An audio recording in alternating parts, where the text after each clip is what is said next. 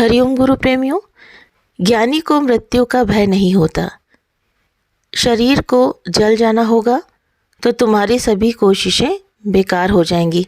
जैसे इंदिरा गांधी और राजीव गांधी आदि का शरीर इतनी सुरक्षा में रखने के बावजूद भी वो चला गया, क्या वो रुका? चाहे कोई राजा हो या महाराजा हो, किसी का वह शरीर नहीं रुकता, कोई रोक नहीं पाता। तो गुरु कहते हैं माया रखकर करना भी क्या है, ये तो कुछ काम नहीं आएगी, ये तो मस्ती भरी है माया। और कहते नहीं है कि ये तो आई और गई। और जैसे राजा का एक लड़का था तो उसको नींद नहीं आती थी, तो उसने कहा कि हम 10,000 सोने की मोहरें देंगे अपने लड़के के लिए, मतलब किसी का जो उसको नींद दिला देगा। लेकिन उसको नींद नहीं आई। तो पैसे से नींद नहीं आती है, माया से नींद नहीं आती है, ये आती है अंदर में अच्छे विचार और ज्ञान भरने से, परमात्मा का सुमिरन करने से। जैसे जो लोग कहते हैं कि हमें नींद नहीं आती, तो उसके लिए अगर आप दिन भर थके रहोगे, जैसे आप किसी काम में व्यस्त हो, तो फिर आपको नींद जल्दी आ जाएगी। लेकिन आप अगर घर में बैठ कर के सिर्फ ऐसे ही बैठे हो, कुछ काम नहीं करना है, कोई मूवमेंट नहीं करना है शरीर का, तो उनको नींद नहीं आती है। आप इसको आजमा करके देखिए। अगर आप दिन में नहीं सोइए, दिन में अगर जो लोग सोते हैं तो रात में उनको कहते हैं कि नींद नहीं आती, तो दिन में सोने से बचिए। तो जैसे बच्चा कुछ भी नहीं मांगता, जो बच्चा है, अगर एक हमारे घर में जैसे कोई बच्चा है, वो अगर कुछ नहीं मांगता है तो फिर भी उसको सब कुछ मिलता है, जो बच्चा नहीं मांगता। लेकिन जो बच्चा बार बार मांगता है तो उसको माँ बाप भी कहते हैं अरे ये तो बहुत मांगता है, इसको क्या देना। तो इसी तरह से जो ज्ञानी है वो अपनी ज़रूरतों को बहुत ही कम कर देता है कि ज़्यादा पसारा करने से हमें क्या फ़ायदा है। जैसे पहले सोचते थे कि हाँ, सभी सोचते थे क्या कि बड़ा मकान हो, खूब पैसा हो, धन दौलत हो। लेकिन गुरु का ज्ञान आने के बाद अब कोई नहीं कहता, क्योंकि सबको पता है कि ये सब पसारा है और छूट जाने वाला है। चाहे कितना किसी का बड़ा मकान हो या किसी के पास कितना पैसा हो। उदाहरण स्वरूप अब देखिए, कहते नहीं कि वैराग्य लगना चाहिए। गुरु कहते हैं गुरु के ज्ञान में आने के बाद में वैराग्य तो 100% लगना ही लगना चाहिए। जब किसी चीज़ के लिए मन करे, किसी चीज़ की डिमांड करे, तो यही अंदर में सोचना चाहिए कि सब छुटने वाला है। अपनी ज़रूरतों के हिसाब से कितनी भगवान ने सबको दिया है, उसी में हमें संतुष्ट रहना है। तुम गुरु के ज्ञान के साथ पग पग पर चलो। जैसे राजा ने संत को शेरवानी दी तो बोला इसके साथ अच्छी जूती भी चाहिए, तो फिर बोला घर भी चाहिए, फिर बोला घरवाली भी चाहिए, फिर क्या बोला कि बच्चे भी चाहिए। हाँ, फिर जब बच्चे घरवाली मरेगी तो रोना भी आएगा। फिर संत बोला रोने के लिए मैं ये सब पसारा क्यों करूं। जो संत थे तो उन्होंने कहा कि मैं रोने के लिए ये सब पसारा क्यों करूं।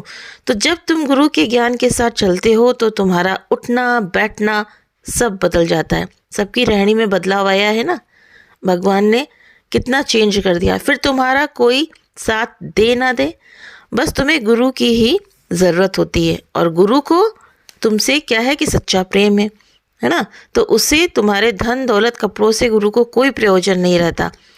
उसे बस क्या है कि तुम्हारा भाव चाहिए। जैसे दुर्योधन का जो मतलब वो था, मेला छोड़कर साग, उसका घर मेवा छोड़ करके साग विदुर घर में खाया कि नहीं खाया। तो धरती पर अवतार आते हैं, पता नहीं उस समय में तुम रहो ना रहो, इसीलिए उनका जो संग है वो अवश्य करो। समय की हमें कदर करनी है, अपने समय को, बहुत समय कीमती है, मूल्यवान है। तो इसके लिए हमें बहुत ही सतर्क रहने की ज़रूरत है, क्योंकि समय निकल जाने के बाद में कुछ भी नहीं कर सकोगे। गुरु के मिल जाने के बाद में सच्चे ज्ञानी को बैकुंठ की भी चाह नहीं होती। गुरु कहते हैं तुम मुक्ति की भी चाह मत करो, मुक्ति तो तुम्हारी दासी है। क्योंकि बैकुंठ में बताया कि साधु संगत नहीं मिलेगी, लेकिन यहाँ बैकुंठ से भी बढ़कर है। इस मृत्यु लोक में गुरु मिले हैं ना, तो इसीलिए वो बैकुंठ से बढ़कर है। साधु संगत, सत्संग, भजन, तो बैकुंठ में क्या मिलेगा। और गुरु कहते हैं कि जिस कर्म से तुम्हें शांति नहीं मिलती उस कर्म को करने से बचो।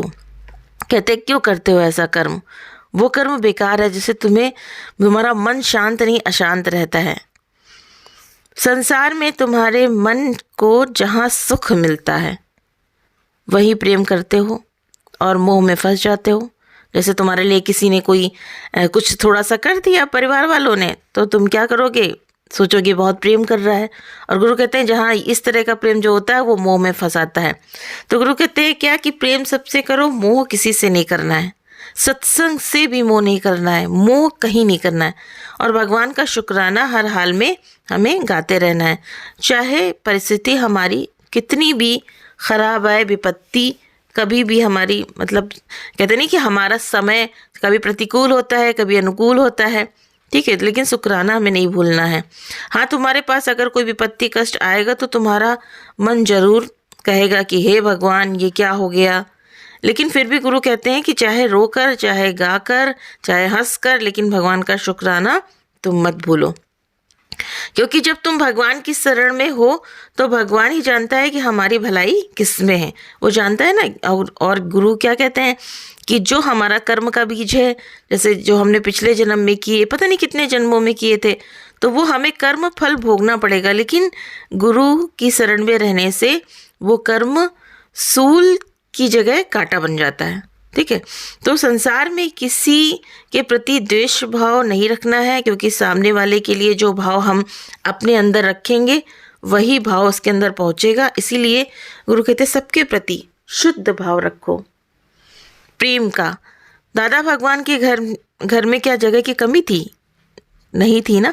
तो लेकिन एक बार क्या हुआ कि व्याख्या है ये कि एक बार दादा भगवान के घर में जगह की कमी पड़ी, तो वो खुद को क्या किया कि बालकोनी में सुला दिया और शाम को खिचड़ी और दूध से काम चला लिया। एक कुर्ते में भी वो हमेशा रहते थे, वो खुद को भगवान की, मतलब हमेशा वो भगवान का वाह वाह वाह वाह करते थे, पल पल उनके मुख से शुक्राना शुक्राना ही निकलता था। और जब परेशानी कोई आती थी तो बताया कि वो बताते थे कि एक आई है तो दूसरी ठीक होगी, है ना, तो दूसरी आई तो फिर ठीक होगी। तो फिर भी दादा भगवान क्या करते थे कि वाह वाह वाह उनके मुख से निकलता था। तो दादा भगवान के लिए काम वाली भी कभी आती थी, जैसे कभी नहीं आती थी, कभी काम किया कभी नहीं किया, लेकिन कभी घर वालों से उन्होंने कभी शिकायत नहीं की। तो दादा भगवान अपनी कमीज़ का जो कॉलर है जैसे फट जाता था तो उसको पलटवा कर पहनते थे, और जब फट जाती थी तो दादा के पास में एक बैग था, उसमें 2 ही कपड़े हमेशा उनके पास रहते थे। और जब उन्हें कहीं आना जाना होता था या ज़रूरत पड़ती थी तो क्या करते थे कि ज़रूरत का सामान रख करके और वो तुरंत चल देते थे। तो उन्होंने कुछ भी संग्रह नहीं किया। तो इसी तरह से वो एक मैसेज दे करके गए हैं दादा भगवान कि संग्रह नहीं करो। संग्रह करने से अच्छा देखिए, आज भी सबकी अलमारियों में कितने कपड़े रखे हैं, कितने सैंडल्स हैं, चप्पल हैं, जेवर हैं, तो ये सब अलमारी में ही संग्रह करके रखा है ना। तो कहते हैं कि इतना हो जितना पहन सके और खा सके, और हमेशा भगवान की वाह वाह करते रहें। और वो हमेशा कहते थे कि अमीर की तरह हमेशा रहो, गरीब की तरह क्यों मरो। ज्ञानी क्या होता है कि शहंशाह होकर के रहता है। और 3 रास्ते गुरु ने खुश रहने के बताए हैं, शुक्राना, मुस्कुराना, ठीक है। शुक्राना हमेशा गाते रहो, मुस्कुराते रहो और किसी का दिल ना दुखाना। शुक्राना, मुस्कुराना और किसी का दिल ना दुखाना। हर समय प्रभु को सुमिरन की अपने अंदर आदत बनाओ, क्योंकि पता नहीं अगला पल तुम्हें मिले कि ना मिले, ये तो नहीं पता है ना किसी को। तो इस धरती पर सब अपना अपना किरदार निभाने आते हैं, और कुछ क्या होते हैं कि दुख देने के लिए आते हैं, और कुछ दुख दर्द मिटाने के लिए आते हैं। तो तुम भी बस अपना किरदार निभाओ। यहाँ पे हम संसार में आए हैं तो एक कितनी की जैसे किराए के मकान में रहते हैं, तो ये शरीर भी हमारा किराए का मकान है। पता नहीं कब इसको खाली करना पड़े, कब नोटिस आ जाए और इसको खाली करना पड़े। तो इसीलिए गुरु कहते हैं कि आप इसकी कीमत को समझो, क्योंकि कोई ज़रूरी नहीं है कि अगला जन्म तुम्हें मनुष्य का ही जीवन मिले।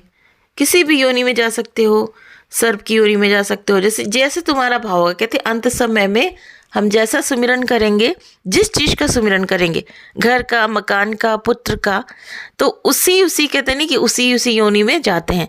और रहोगे अपने घर में ही, जैसे मान लो आपको अपने घर में अपने बच्चों से बहुत प्यार है, अपने घर से प्यार है, तो मर करके आओगे उसी घर में, लेकिन कोई मनुष्य बनकर नहीं आओगे। छिपकली बन के आ सकते हो, कुत्ता बन के आ सकते हो, सर्प बन के आ सकते हो। और कोई तुम्हारे सामने अगर कुछ करता रहेगा तो क्या तुम कुछ उससे बोल पाओगे, कह पाओगे कि गलत है, ऐसा ना करो। है ना। तो यही बताया कि किसी के दुख को बांध के नहीं रखो। तो बताया कि गुरु यही समझाते हैं कि भगवान का धन्यवाद करो, माया के गुलाम मत बनो और किसी को दुख ना दो, किसी के घाव पर बल्कि मलहम बन जाओ। अगर किसी के सामने दुख आया है, दर्द आया है, तो उसके लिए आप मलहम बन जाइए। तो मुक्ति आग की तरह है और सुमिरन किसकी तरह है? सुमिरन घी की तरह है। यदि तुम चाहते हो कि भक्ति की आंच धीमी ना हो, तो सांस सांस में सुमिरन हमेशा गुरु का करते ही रहो। क्योंकि गुरु ने कहा कि ना कि मुक्ति तुम्हारी दासी, मुक्ति की चाहना भी नहीं करनी है हमें, लेकिन अपने कहते नहीं कि गुरु के बताए हुए मार्ग पर चलो। ये अपने अंदर, जैसे कहते नहीं कि चिंगारी अगर आपने जलाई है तो उस पर आप कोई भी खाना नहीं बना सकते, इवन पानी भी नहीं गर्म कर सकते हो, ठीक है।